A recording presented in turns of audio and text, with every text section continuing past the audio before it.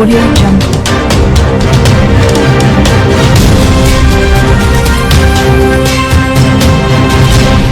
Audio Jungle. ఓటమి భయంతో YCP దాడులు చేసే అవకాశం ఉందని నాగబాబు అన్నారు. కూటమి నేతలు జన సైనికులు సంయమనం పాటించాలని విజ్ఞప్తి చేశారు.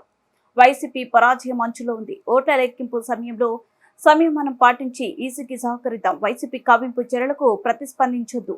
మన ప్రజాస్వామ్యాన్ని గౌరవిద్దాం. ఖచ్చితంగా కూటమి ప్రభుత్వం ఏర్పడుతుందని ఎక్స్ లో నాగబాబు వీడియో రిలీజ్ చేశారు.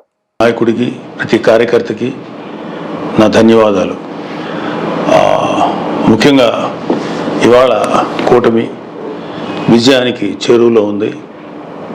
వైసీపీ పరాజయం అంచుల్లో ఉంది. సో ఎప్పుడైతే ఒక మనిషి పరాజయం అవుతాడు అని తెలియగానే ఒక రకమైన ఫ్రస్ట్రేషన్ ఉంటుంది. ఒక కైండ్ ఆఫ్ వైలెన్స్ చేయడానికి, గొడవలు చేయడానికి సన్నద్ధులు అవుతుంటారు. మీ అందరికీ నా విన్నపం ఏంటంటే, ముఖ్యంగా జన సైనికులకి, వీర మహిళలకి, నాయకులకి రేపు ఓట్ల లెక్కింపు సమయంలో మనం సంయమనం పాటించి ప్రభుత్వానికి, ఎన్నికల సంఘం వారికి, పోలీసులకి మనం చక్కగా సహకరిద్దాం. అలాగే వైసీపీ వారి యొక్క ఎటువంటి కవ్వింపు చర్యలకి ప్రతిస్పందించద్దు అని చెప్పి మిమ్మల్ని అందరినీ మనస్ఫూర్తిగా కోరుకుంటున్నాను. ఎందుకంటే ఏమీ లేని నాకు ఎగిరెగిరి పడుతుంది, అన్నీ నాకు అడిమడిగా ఉంటుంది అన్నట్టు మనందరం సైలెంట్గానే ఉందాం. కూటమి సభ్యులందరికీ, అలాగే జనసేన కార్యకర్తలకి, వీర మహిళలందరికీ ఒక మనవి, మనం ప్రజాస్వామ్యాన్ని గౌరవిద్దాం.